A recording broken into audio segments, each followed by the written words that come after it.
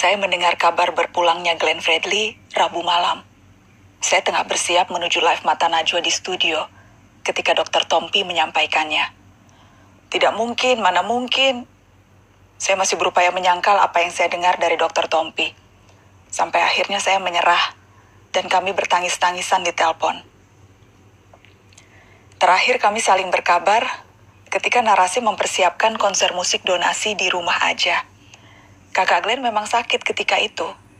Karenanya ia menyampaikan pesan meminta maaf tidak bisa tampil. Trio Lestari hanya muncul dengan Tompi dan Sandi Sandoro saja. Tapi kakak Glenn sempat mengirimkan video rekamannya bernyanyi Rumah Kita. Itu video penampilan terakhirnya, kata Dr. Tompi ke saya. Saya ingat beberapa kali mengingatkan untuk mengirim video rekamannya menyanyikan Rumah Kita. Sudah buat videonya, ditunggu ya kak, kalau belum ada kakak Glenn Fredly belum lengkap video ini.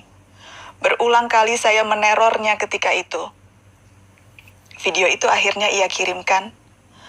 Dan baru kemudian saya tahu, ia menahan sakit saat menyanyi dan merekam dirinya sendiri menyanyikan lagu Rumah Kita. Saya membaca lagi percakapan itu. Tambah hancur hati saya. Ya Allah, andai saja saya tahu itu akan menjadi percakapan terakhir kami. Saya mengenalnya sejak lama. Berulang kali ia tampil di Mata Najwa. Dan ia tidak pernah hanya bicara tentang musik. Kakak Glenn bicara banyak hal lain tentang demokrasi, toleransi, dan pentingnya berbagi kasih. Kami juga sempat berkeliling. Ia pernah ikut saya ke Makassar dan saya pernah ikut kakak Glenn ke Ambon. Jika diingat-ingat kembali, momen-momen penting dalam karir saya selalu ada kakak Glenn. Ketika saya menutup perjalanan karir saya di Metro TV, kakak Glenn dan Dr. Tompi hadir khusus memandu acara perpisahan. Ketika saya galau masa-masa jeda dari televisi, kakak Glenn mengajak saya yang tidak bisa menyanyi ini untuk tetap terlibat dalam konser ulang tahunnya. Kakak Glenn meminjamkan panggungnya yang megah itu dan memberi saya tempat untuk tampil. Ketika saya memutuskan memulai perjalanan baru membangun narasi, kakak Glenn juga salah seorang pertama yang tanpa pikir panjang mengatakan siap bergabung. Bermodal nekat, saya memberanikan diri melamar seorang Glenn Fredly, memintanya membuat program khusus bersama Dr. Tompi di Narasi. Padahal bentuk narasi seperti apa di awal-awal itu juga belum jelas. Tapi ia percaya pada kami. Sedemikian percayanya sehingga membatalkan rencananya membuat program serupa di televisi nasional dan memilih Narasi sebagai rumah barunya. Ia sangat populer sebagai musikus yang menembangkan cinta. Lagu-lagu syahdunya minimal pernah didengar sekali dalam seumur hidup oleh penduduk Indonesia manapun. Bagi banyak kaum muda, salah satu atau dua lagu kakak Glenn akan mengingatkan mereka pada satu fase dari masa muda yang mengharu biru. Suaranya menemani banyak dari kita melewati hari-hari yang sulit ataupun baik.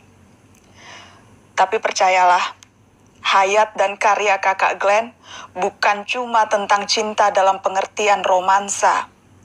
Pada awal dan pada akhirnya, cinta dalam hayat dan karya kakak Glenn adalah tentang kemanusiaan. Saya pernah mengajak kakak Glenn tampil di Syihab-Syihab bersama Abi Quraish Syihab. Ketika itu bulan Ramadan, kami bertiga hadir di Masjid Bait Al-Quran, menunggu berbuka puasa sambil berbincang tentang keberagaman dan kemanusiaan. Sesuatu yang selalu dipegangnya sejak kecil, karena ia kerap diajarkan bahwa semua kita bersaudara tanpa melihat latar belakang agama. Ia bahkan pernah menjadi produser dan menulis lagu album musik bernafaskan Islam yang bertajuk Hidayah. Dia adalah sahabat kaum marginal. Dari soal GKI Yasmin, petani Kendeng, warga Tanjung Benoa dan Aru, keluarga Tapol Maluku dan Papua, dan banyak lagi. Ia adalah pembela hak asasi manusia yang gigih walau tanpa banyak orasi. Para aktivis bisa memberi kesaksian yang terang benderang soal satu ini.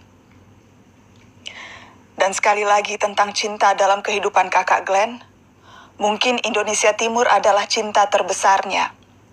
Ia kerap bicara soal kesenjangan yang ia lihat di kampung halamannya di Indonesia Timur.